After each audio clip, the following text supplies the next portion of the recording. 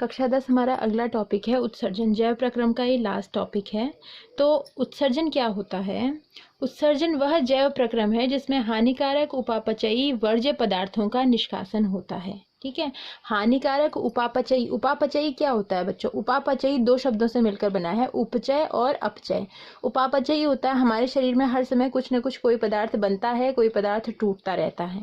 ठीक है, तो ये बनना और टूटना अपचय और उपचय कहलाता है। तो अपचय उपचय को साथ मिलाकर हम उपापचय कहते हैं। तो हमारे शरीर में कहीं पर अमीनो प्रोटीन टूट रहा है और अमीनो अम्ल बन रहा है, और कहीं पर अमीनो अम्ल जुड़कर प्रोटीन का निर्माण कर रहे हैं अलग अलग प्रकार के, तो इसे ही हम उपापचयी क्रिया कहते हैं।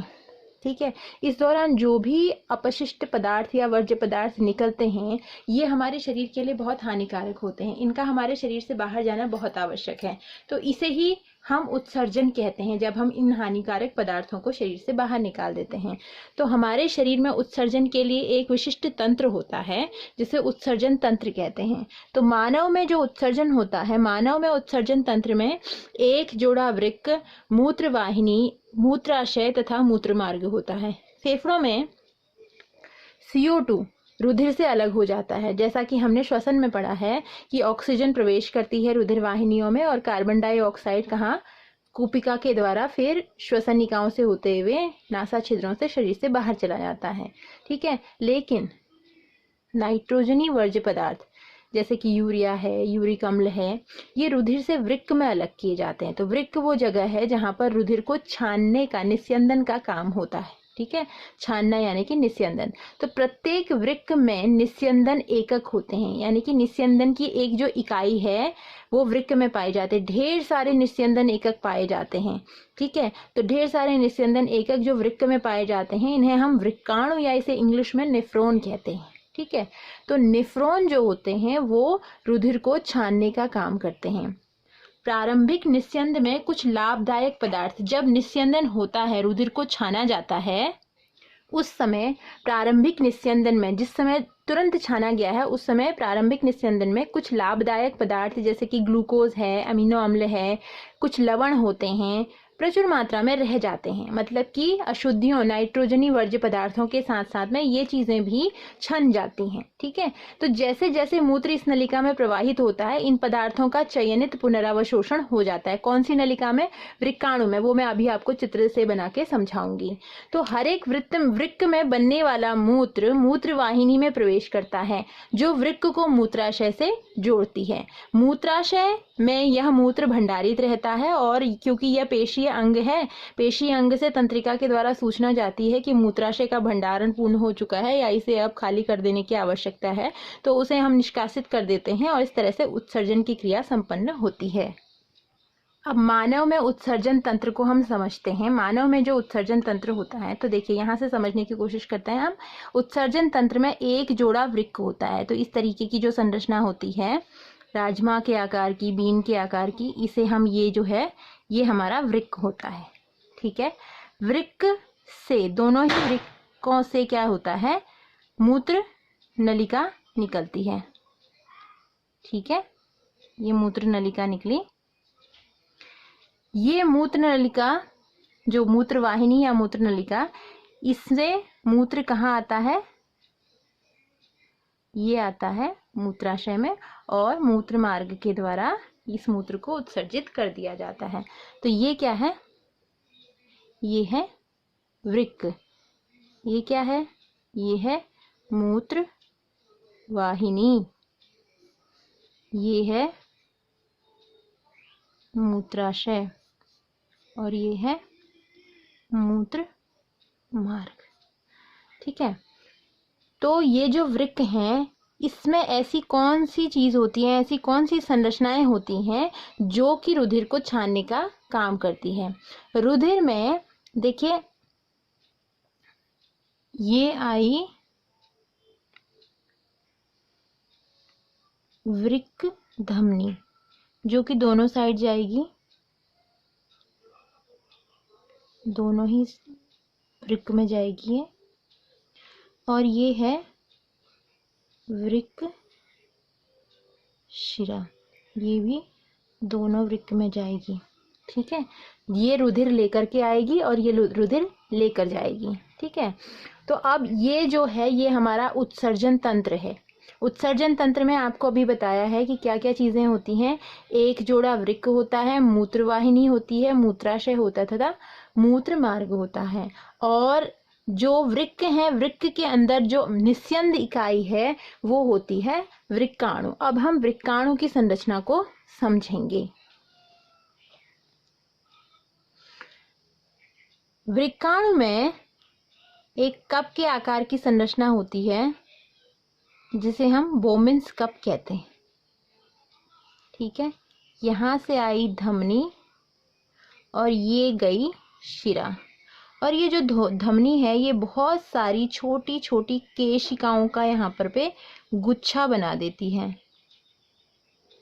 केशिकाओं का गुच्छा, देखिए यहाँ पर धमनी मोटी है और ये केशिकाओं का गुच्छा पतला पतला है, तो यहाँ से तेजी से रुधिर आएगा जिसकी वजह से इन केशिकाओं पर दबाव पड़ेगा। और ये जो दीवारें होती हैं यहाँ पर केशिकाओं की वो इतनी पतली होती हैं कि यहाँ से अशुद्धियाँ छनकर कहाँ चले जाएंगी, बोमेन्स कप में चली जाएंगी। ठीक है, ये अभिवाही धमनी और ये अपवाही हो गई। तो यहाँ से रुधिर आया, रुधिर छना और रुधिर छन के जो अशुद्धियाँ यहाँ छन गई और शुद्ध रुधिर इधर को निकल गया। अब ये जो बोमेन्स कप है और ये जो इतना हिस्सा होता है बच्चों, इसे हम ग्लोमेरुलस कहते हैं। बोमेन्स कप और ये जो गुच्छा होता है, ठीक है, ये होता है बोमेन्स कप, सॉरी ये ग्लोमेरुलस कहलाता है। ये क्या है, सिंगल, ये कप जैसी संरचना, इसे कहते हैं बोमेन्स कप। और ये आया जो नज़दीक है बोमेन्स कप के, यहाँ पर ये जो नलिका होती है ये कुंडलित रहती है। कुंडलित रहने के कारण, क्योंकि ये बोमेन्स कप के नज़दीक है और कुंडलित है, तो इसे हम कहते हैं समीपस्थ कुंडलित नलिका। ठीक है, फिर यहाँ पर ये एक लूप बनाता है यू आकार का, इस लूप को कहते हैं हेनले लूप। और फिर ये नलिका दूर जाकर और फिर से कुंडलित हो जाती है, इसे कहते हैं, क्योंकि ये दूर है ना कप से, तो इसे कहेंगे दूरस्थ कुंडलित नलिका। ठीक है, अब देखिए यहाँ पर रुधिर छना था, तो हमने अभी थोड़ी देर पहले पढ़ रखा है कि ये जो प्रारंभिक निस्यंद है इसमें कुछ लाभदायक पदार्थ जैसे कि ग्लूकोज है, अमीनो अम्ल है और लवण है, वो प्रचुर मात्रा में रह जाते हैं। तो ये ग्लूकोज, अमीनो अम्ल और लवण, अब यही जो है ये वापस नलिका क्या करती है, इसे चारों ओर से घेर लेती है। ठीक है, ये वापस इसे चारों ओर से घेर लेगी। क्यों घेरेगी, क्योंकि इसने क्या करना है, इसका चयनात्मक पुनरावशोषण होता है, अर्थात जो जो भी लाभदायक पदार्थ यहाँ गए हैं छन के, वो पुनः रुधिर में प्रवेश करते हैं। इतना समझ आया होगा आपको। यहाँ पर कुछ लाभदायक पदार्थ भी छन जाते हैं, तो वही लाभदायक पदार्थों का चयनात्मक पुनरावशोषण हो जाता है यहाँ पर, इसमें समझ में आया आपको। और ये जो दूरस्थ कुंडलित नलिका है, देखिए बच्चों ये एक वृक्काणु की संरचना है, जो ये मैंने बनाया है अभी, ये किसकी संरचना है, ये वृक्काणु की संरचना है। तो ऐसे ढेर सारे वृक्काणु एक किडनी में पाए जाते हैं, और ये सारे वृक्काणु आपस में फिर जब ये इनकी दूरस्थ कुंडलित नलिका एक कॉमन नलिका से जुड़ी रहती है। ठीक है, ढेर सारे वृक्काणुओं की ये कॉमन नलिका से जुड़ी रहती है। तो क्योंकि ये संग्रह करने का, अब जो यहाँ पर बचा वो मूत्र है। ठीक है, ये जो छन के आया जिसमें से लवण और अमीनो अम्ल पुनः अवशोषित हो चुके हैं, अब जो यहाँ पर बचा ये मूत्र है इसके अंदर, और ये नलिका क्योंकि संग्रह करने का काम कर रही है, तो इसे कहते हैं हम संग्राहक नलिका। ठीक है, तो ये इस तरीके से क्या होता है, निस्यंदन, रुधिर छनता है, रुधिर में से नाइट्रोजनी अपशिष्ट जो हैं वो छन के आते हैं बोमेन्स कप में। ठीक है। ये जो गुच्छा है मेलपिजियन नलिका इसे कहते हैं, और बोमेन्स कप और मेलपिजियन नलिका का जो ये इतना हिस्सा होता है इसे ग्लोमेरुलस कहा जाता है। इतना आपके सिलेबस में है नहीं, बस आपको इतना जानना है कि ये कप जैसी संरचना होती है, यहाँ से ये रुधिर नलिकाएं यहाँ पर केशिकाओं का गुच्छा बनाती हैं, रुधिर छनता है, छन के यहाँ पर अशुद्धियाँ आती हैं, साथ में कुछ लाभदायक पदार्थ भी आ जाते हैं, तो उनका पुनर्अवशोषण देखिए, ये ट्यूब यहाँ से ये जो रुधिर वाहिनी है वो घूम के इसी के चारों ओर आ रही है, दिख रहा होगा ना आपको।